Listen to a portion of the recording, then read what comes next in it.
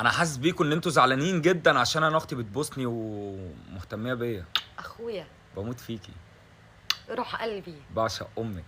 السلام عليكم، ازيكم عاملين ايه؟ انا اسف وحقكم عليا كلكم على المنظر اللي مش لطيف اللي انتوا شفتوه ده، فانا بعتذر لكم. الاستاذ اللي هو اسمه ناصر ده طالع هو اخته، انا مش عارف هو ده محتوى ولا هم بيقدموا ايه، بس مع الله اكبر انت عندك فيوز، يعني اعتبر ان ده كومنت من ضمن الكومنتات، بس انا طالع ارد بفيديو. انت سايب حياتك بابليك وسايب الكومنتات بابليك، فاعذرني لو الكلام ما بقاش على الهوا شويه. قدم محتوى واعمل اللي انت عايزه، بس يا ريت تحاول تتوجه كويس. يا ريت لو انت مش هتنفع ما تضرش. يا ناصر، هو بجد اللي انت بتعمله ده انت مدرك انت بتعمل ايه؟ انت ملم بالاضرار اللي انت بتقدمها للناس؟ وبسم الله ما شاء الله، الله اكبر، انت فيديوهاتك بتجيب فيوز عالي قوي. فاللي انت بتعمله ده كل ما ناس كتير قوي هتشوفه، ده جهر بالمعصيه في حد ذاته. مثال يعني اللي هيجي يخطب اختك دي هيشوفها ازاي؟ يعني مع احترامي دي، يبقى اللي هو يعني جاي يتقدم لاختك ده هو مش عارف، هو مدرك هو شخص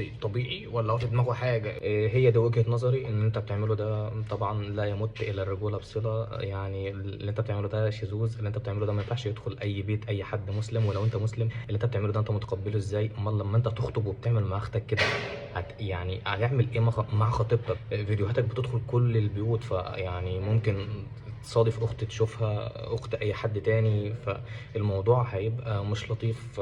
معلش لو تطلع تحسن اللي انت بتعمله ده، فهو ده مش انتقاد على قد ما انا طالع بحاول ان انت تغير اللي انت بتعمله ده، لان اللي انت بتعمله ده مش لطيف خالص، ومش لطيف على قلبي ومش لطيف على قلب اي حد. وحاول تراجع نفسك، لان دي مش رجولة. اللي انت بتعمله ده مش حاجة كويسة. اللي انت بتعمله ده بيضر جدا. ويا ريت تتقبل كلامي ومتزعلش مني. اسف على الاطالة. سلام.